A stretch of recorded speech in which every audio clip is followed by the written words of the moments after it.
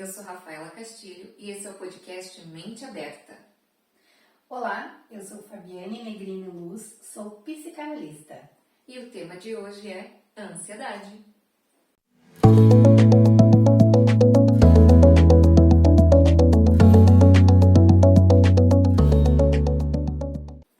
Segundo os dados da Organização Mundial da Saúde, o Brasil é o país com maior número de pessoas ansiosas, sendo 9,3% da população. Há também um enorme alerta sobre a saúde mental dos brasileiros, já que 1 em cada 4 pessoas no país sofrerá com algum transtorno mental ao longo da vida. Com isso, a gente já começa o nosso podcast. Fabiane, o que é ansiedade? A ansiedade é um medo e este medo é para te proteger. E o que é ansiedade na visão psicanalítica? Aí nós temos abordagens um pouco mais profundas. A ansiedade na psicanálise é uma emoção gerada, experienciada quando criança, na qual existiu um recalque, uma dor muito profunda. E hoje, quando adulto, eu experiencio da dor, mas eu não tenho consciência do recalque. Você consegue me dar um exemplo para tentar elucidar? Para a psicanálise, a todo momento, de 0 a 7 anos, nós somos expostos a exatamente essas absorções de conteúdos emocionais. Então, vamos pegar ali uma criança que nasceu e ela foi experienciando de vitórias, de pequenas conquistas, né? Então, ela aprendeu a fazer bolhas. Isso a gente acontece ali com uns 3 meses. Sim. A mamãe filma, fotografa, acha lindo. Aí com 4 anos ela descobre, com 4 meses ela descobre o pezinho e leva o pezinho na boca. E aí a mamãe fotografa porque ela descobriu o pezinho, a mãozinha. E ali ela vem criando estímulos a ser aplaudida o tempo todo. Sendo aplaudida. Ela andou, ela falou errado, filma, grava, faz um dicionário, né, da criança, das primeiras balbúcias dela. E essa criança ela vai experienciando o tempo todo de emoções na qual ela é mostrada, na qual ela pode ficar ali se mostrando, né, sendo exibida, sendo aplaudida. E por volta ali de uns 3 anos de idade, mais ou menos, essa criança que foi estimulada e aplaudida pelos pais, um dia, de repente, no meio de amigos da família, ela tenta fazer algo, tirou a sua própria roupa e foi para a sala, peladinha, vamos dizer.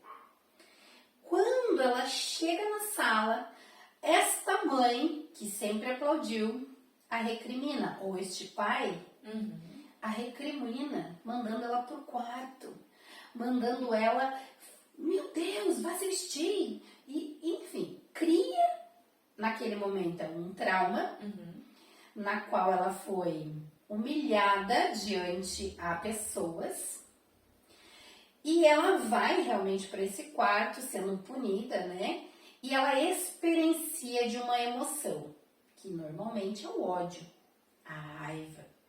Normalmente vai ser essa emoção bem negativa. Sim. E claro, isso foi para um registro. Então, o registro de exposição ao público é igual a raiva e ódio da mamãe. Isso guardou. Mas ela cresce sabendo que ela não pode sentir raiva nem ódio da mamãe. Aí virou um recalque. E o que seria o recalque no formato da psicanálise, né? O recalque é exatamente um sentimento que eu não posso sentir. Eu não posso sentir raiva da mamãe, eu não posso sentir nojo do papai, eu não posso sentir prazer pela mamãe, prazer pelo papai. Então, são sensações que eu não posso sentir pelos meus pais. Sim. O ódio é um deles. Porque este ódio, eu experimento algo ruim. Então, eu não posso sentir ódio da mamãe. Então, eu recalquei. E dentro deste recalque é onde a gente... o teu cérebro esconde de você, né? Então, a ansiedade é o medo de sentir o recalque. Sim. Né? Então, daí eu cresço um adulto sentindo medo de falar em público, né? E aí, o que acontece? Naquele momento, eu tenho um monte de emoções. Eu tenho sudorese, eu tenho dor na minha barriga. Porque, claro, dentro do meu cérebro, ele identificou um perigo. Perigo iminente. Perigo iminente. Por quê? Porque você vai sentir ódio novamente da sua mãe. Eu não posso. Então, o recalque fica ali me protegendo. Então, a ansiedade é um medo de que você volte a sentir o seu recalque. Mas quanto mais eu reprimir, mais você vai ficar em evidência, mais vai sofrer. E aí, de uma simples medo de público, isso tudo vai crescendo. Você vai vivendo uma pessoa antissocial, porque daí você tem medo de falar qualquer coisa, entende? E aí isso só cresce. pode se tornar um pânico também? Pode. Principalmente se ali, por volta de 7 anos na escola, ela experienciou uma humilhação na escola. Então, ela foi fazer um trabalhinho e um amiguinho, sempre tem um amiguinho palhaço, né? Ele vai lá e tira sarro. Ou você faz xixi de medo. Nossa, daí acabou, né? Daí a tua humilhação é absurda. Daí, o que você memoriza? Eu tenho medo porque um dia eu fiz xixi. Não, mas esse recalque começou bem lá atrás, quando você tinha 2 anos de idade. Dentro de casa com os pais. Com os pais. Normalmente, todos os nossos traumas, eles vão estar relacionados junto com o papai e mamãe. Ou, claro, a pessoa que te criou, né? Fábio, mas a ansiedade, ela sempre vai estar ligada ao medo ou a gente tem uma ansiedade boa? Sim, a ansiedade, ela tem 2 formas, né? Ela tem a ansiedade, que é algo novo. Tudo que é novo vai me causar uma ansiedade, né? Eu vou para uma viagem que eu nunca fui, que eu quero experimentar disso. Essa viagem, então, me causa uma ansiedade. Eu vou perder o sono, talvez, na noite de viajar. Eu vou querer levar uma roupa diferente. Eu vou provocar momentos ansiosos. Mas é uma ansiedade que se tira de letra. Sim. Ela não é patológica. Ela é uma ansiedade que você não sente o seu corpo inteiro dentro de uma ansiedade patológica, né? Ela é uma ansiedade realista. Mas há outros tipos de ansiedade que a gente pode chamar que é ansiedade patológica, que é uma ansiedade neurótica. Dentro da ansiedade neurótica, eu experienciei um trauma. Então, a ansiedade positiva, sim, ela só vai te ajudar desde que ela não seja patológica. Então, eu identifico minha ansiedade. A ansiedade realista é aquilo que eu fui, senti a ansiedade de fazer um teste, mas na hora do teste foi tudo bem, eu não esqueci nada. Agora, patológica, eu estudei, eu sei o conteúdo e na hora do teste dá um branco, me dá vômito, me dá diarreia, me dá sudorese. Então, eu saio da ansiedade realista e vou para a ansiedade patológica. E se eu tomar o remédio para ansiedade, eu vou conseguir eliminar os sintomas, mas lá no inconsciente ainda vai estar aquele medo, vai estar ainda aquele trauma que precisa ser olhado, né? Então, todos os remédios psicotrópicos, eles não existe como esse remédio ir dentro de uma caixinha específica e neutralizar aquilo. Então, o que o ansiolítico faz? Ele neutraliza você para mais e para menos. Então, você não vai sentir muito, nem muito menos.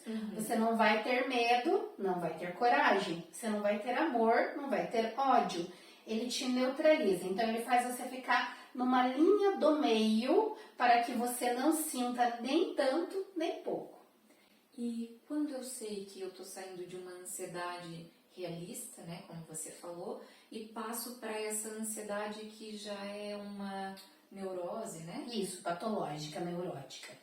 Então, quando meu corpo sente, Então, por enquanto é uma emoção, uma sensação. Quando é uma emoção, tá tudo certo.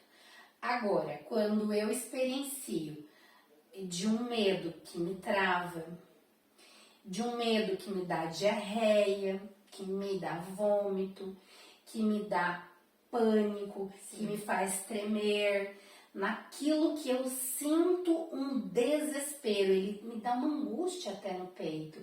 Tem pessoas que são capazes de dizer assim, a ansiedade me dói aqui. Ela consegue transformar a ansiedade numa dor física. Sim. Entende? Uhum. Essa é a patológica. Essa tem que tratar. E sozinha, consigo? Ou eu sempre vou precisar da ajuda de um psicoterapeuta, pelo fato de que esse trauma tá ligado mais ou menos do 0 aos 7 anos, né? E muitas vezes a gente não lembra dessa fase.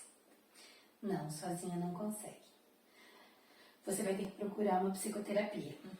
Porque qual é a função da psicoterapia? Acolher o seu desafio, criar associações com o seu passado. Claro que sempre a gente vai voltar lá na infância, né? Para descobrir esse trauma. Então, durante os processos de psicoterapia, você vai criando esse elo com o seu psicoterapeuta e ele vai conseguindo fazer essa relação com você diante da sua demanda que você vem trazendo, na qual a gente vai fazendo essa ligação com o seu passado. E aí, com isso, você vai compreendendo por que existem os seus gatilhos. E aí, entendendo dos seus gatilhos, você não vai mais precisar sentir. Porque lembra que é um medo de que você sinta algo? Sim. Só que quando você conhece desse medo, ele não vai mais precisar pulsar em você. Então, você vai sentir e vai falar, mas eu já conheço você, tá tudo bem, olha, eu te dei um lugar e agora a gente segue. E aí você passa a não sentir mais aquele medo que originalmente partiu da ansiedade. E Fábio, por que um certo período da minha vida as viagens eram legais, né? E recentemente as viagens estão se tornando difíceis, né? Cada vez que tem uma viagem eu fico numa ansiedade de ter sintomas mesmo, né? E antes era uma ansiedade gostosa, no qual eu tirava de letra. Porque talvez você não tenha experienciado o gatilho. Então, quando adulto aqui, em uma determinada viagem sua, você experimentou algum dos teus gatilhos.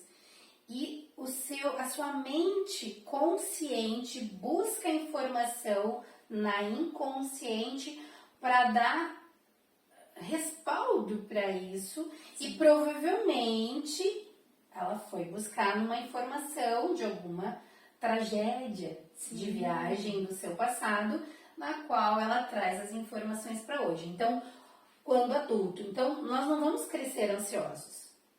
E às vezes ela vem do nada. Então, essa ansiedade que você vivenciou em uma das viagens levantou o gatilho e aí voltou para aquela primeira experiência negativa que você teve. E eu posso criar um trauma de adulto e a partir disso começar a ter ansiedade? Ou sempre vai ter o ponto inicial lá na infância? Não, você vai só relembrar. Só relembrar. O trauma, o episódio vivido no adulto... É só o gatilho. Exatamente, ele busca na informação infantil. As suas caixinhas, elas só foram criadas de 0 a 7 anos. Você não tem como criar um trauma novo. Ah, mas eu sofri um acidente. Só se você tenha vivido um acidente lá quando criança. Senão, quando adulto, você vai passar super de boa. Pode ver. Às vezes você vive uma família onde experienciou um acidente de carro. Sim. Né? E a mãe tem experienciado quando criança, bem criancinha, um acidente de carro também. Todo mundo tirou de letra. A mãe entrou em pânico. E a partir daquele momento, essa mãe não entra mais em carro. Sim. Mas mãe, todo mundo tá bem, mas eu não. Mas aí o que aconteceu? Naquele momento, a mente consciente dela buscou um respaldo na mente inconsciente e ela relembrou daquele acidente trágico que ela viveu aos 2 anos de idade. E aí então, toda vez que ela entra num carro, ela não consegue. Ela acaba voltando. Ela, Conscientemente. então, daí uma coisa puxa a outra, né? Porque como ela não sabe por que isso, ela não vai sair, ela não vai viajar, ela não vai para lugares. E ela vai entrando numa fobia social também. Sim, porque existe uma cobrança da sociedade, de quem está em volta, de quem está junto, de falar, mas está tudo bem, está tudo certo, não vai acontecer nada, fica tranquila. E a pessoa pensa, começa a se cobrar também de uma certa forma, poxa, vai dar tudo certo, mas eu ainda sinto algo. E o que é esse algo? É experienciado lá atrás. É só ela sabe. Não foi vivido. Mas ela também não lembra. Não lembra. Ela só vai lembrar quando ela entrar no processo de psicoterapia e ela tomar consciência desse primeiro acidente da vida dela e ela nomear essa emoção recalcada, né? Provavelmente vai estar ali, né? Como a gente falou, né? Algumas emoções negativas. E ela dá lugar a essa emoção. Quando ela dá lugar a essa emoção, ela entende que tá tudo bem. Daí sim, quando tu falar que tá tudo bem, ela entendeu que tá tudo bem, porque ela relembrou do processo dela, deu nome àquilo, e aquilo ficou leve. Fábio, por que tem pessoas que dominam um determinado assunto e na hora de fazer uma prova, por exemplo, né? A pessoa ela passa mal, ela tem todos esses problemas, mas em casa, ela tá em casa, ela faz aquilo tudo perfeitamente. Mas na hora da prova, né, tá escrito prova, parece que dá esse nervosismo nas pessoas. O que é, né? Eu vou responder com um exemplo, né? Então, vamos lá. Vamos dizer que essa criança, ela tenha um pai que cobrou muito dela, né? Um pai ou uma mãe. Normalmente esse papel fica para um dos dois, né? Sim. Normalmente fica o pai. Eu sempre percebi na grande maioria das casas, né? Ficou o pai. Então a mãe, ela é responsável pela educação em casa, mas quando precisa de uma cobrança maior, ela joga essa responsabilidade para o pai. E vamos dizer que este pai também tem sido cobrado demais pelo pai dele, né? Então ele tem com ele de que quanto mais eu cobro, mais esse filho vai ser bom. Sim. Então, essa criança, desde a infância, ela experiencia uma cobrança absurda do seu pai, a ponto de a criança aparecer com uma nota baixa e ser humilhada, de ser castigada. Eles deixam a criança de castigo mesmo, porque tirou uma nota baixa. E como ele não imaginou que talvez essa criança poderia ter algum desafio, né? Uma dislexia, uma dislalia, ou mesmo um TDAH, então ele nem imagina, ele só cobra essa criança, ele só cobra. Aí, essa criança começa a se esforçar, tirar esforço absurdo, porque ela precisa da validação desse pai. Ela busca a validação desse pai, ela quer que esse pai dê um parabéns para ela. Poxa, parabéns. Aí essa criança tira uma força absurda, cria métodos e maneiras para estudar e consegue tirar um 8. Esse pai poderia ter aplaudido. Falando, parabéns, você... Não, esse pai vai lá e fala assim, não tá bom. Se você conseguiu tirar um 8, você vai conseguir tirar um 10. Sim. E aí volta essa criança, uma atitude sobre-humana, porque ela tem suas dificuldades e ela vai em busca desse parabéns do papai. E ela tira um 10. E aí ela chega para esse pai, papai, eu tirei um 10. E este pai, parabenizando, não. Ele olha para essa criança e diz, não fez mais que a sua obrigação. Você não faz nada? Sim. E aí, essa criança cresceu ouvindo de que ela nunca vai ser boa o suficiente.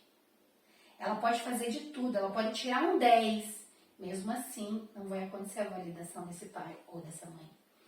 Então, dentro da mente inconsciente dessa criança, ela não é boa o suficiente. Então ela passa tudo que ela faz depois desse momento, então ela passa a fazer tudo para ganhar uma validação e ela só queria uma validação desse pai.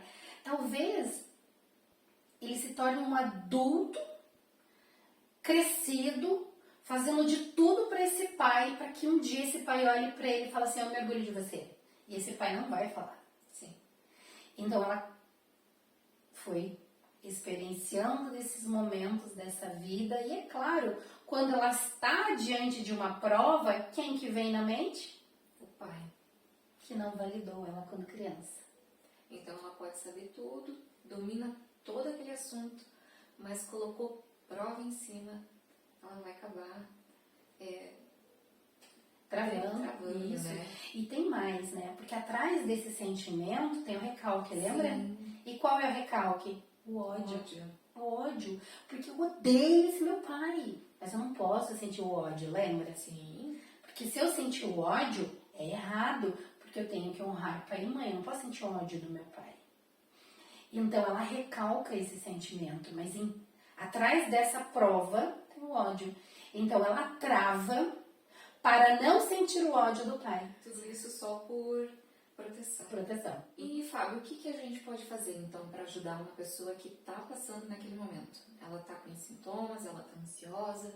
Qual é o melhor caminho, o que fazer, como agir? Imediatamente, a primeira situação é a respiração, né? Existem falas, né, que... excesso de futuro, né? Então, assim, ansiedade é excesso de futuro. Não é que a ansiedade é excesso de futuro, mas como é um medo, gerando tudo isso de possibilidades, a gente vai para o futuro, né? E então, a respiração é o momento onde você traz a pessoa para o momento presente, e aí ela consegue se tornar consciente. E conscientemente ela coíbe inicialmente o inconsciente desse reflexo, né? E claro, segundo ponto, se repetiu por uma segunda vez e lembre-se, é medo. E ele vai cada vez mais te proteger. Então, precisa pedir ajuda, né? Se você optou pelo psicotrópico, tudo bem, mas procura também uma psicoterapia para que você entenda o gatilho, né? Para que você cure isso e possa depois não precisar mais do uso desse psicotrópico, né? Então, o primeiro ato com uma pessoa que está entrando em crise de pânico é a respiração.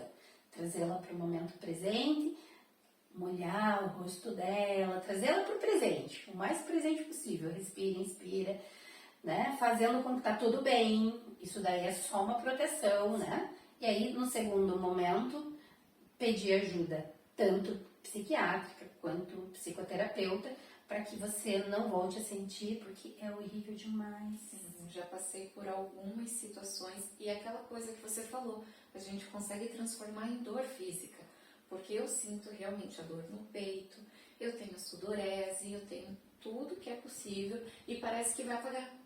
Então eu tenho a sensação que minhas pernas começam a ficar mole e do nada vai dar um blackout e eu vou cair ali no chão e pronto, acabou. Eu chego a esquecer às vezes até quem eu sou. Isso, para proteger você. Sim. Então o medo ele tá ali por proteção, né? E quando você começa a mexer nesse baúzinho do inconsciente, você vai dando lugar a isso tudo e aí vai entendendo o porquê deste gatilho. E aí tudo vai ficando mais leve, né? Que bom que a gente tenha a terapia, né? Para auxiliar nesse processo. É perfeito. Eu acho que eu também já experienciei, né? Eu tomei consciência do meu processo na qual eu precisava de ajuda numa crise de ansiedade. Fábio, você gostaria de pontuar mais alguma coisa? Sim. Eu sempre vou defender a psicanálise, né? Então... claro, sempre vou falar aqui, nunca desmerecendo nenhum tipo de linha de psicologia, nenhuma linha de trabalho, mas realmente o porquê que a psicanálise é tão interessante, né? Porque a gente vai voltar para a origem, né? De quando surgiu, de como começou, como iniciou isso. Então a psicanálise ela está sempre importando para você, trazendo para você essas informações vividas e experienciadas na sua vida infantil. Então por isso é tão gostoso o resultado final disso tudo, né?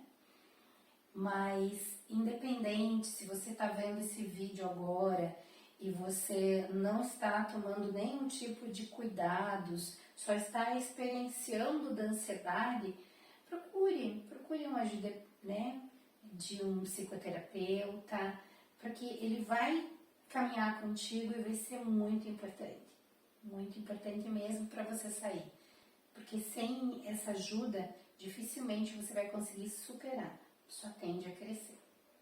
A gente pode até ver pelos dados, né, que foi trazido no início do podcast, que 1 em cada 4 vai passar por algum problema, né, de saúde mental, e a gente tem hoje 9,3% da população sofrendo de ansiedade, e lembrando que é na faixa dos seus 18 a 24 anos, né? Sim, são jovens, né? São jovens. E quanto mais a gente cuidar dos nossos jovens, eles se tornarão adultos mais sensatos, mais prudentes, mais cautelosos, mais equilibrados. Perfeito, então, Fábio. Finalizamos esse podcast por aqui. Agradecemos você que ficou até o final. Curta, compartilha, comenta. Manda esse vídeo para aquelas pessoas que você identifica que está passando pelo processo de ansiedade, né? E é isso, né, Fabi? É isso. Obrigada a todos. Obrigada, Rafaela. E até a próxima semana. Tchau, tchau.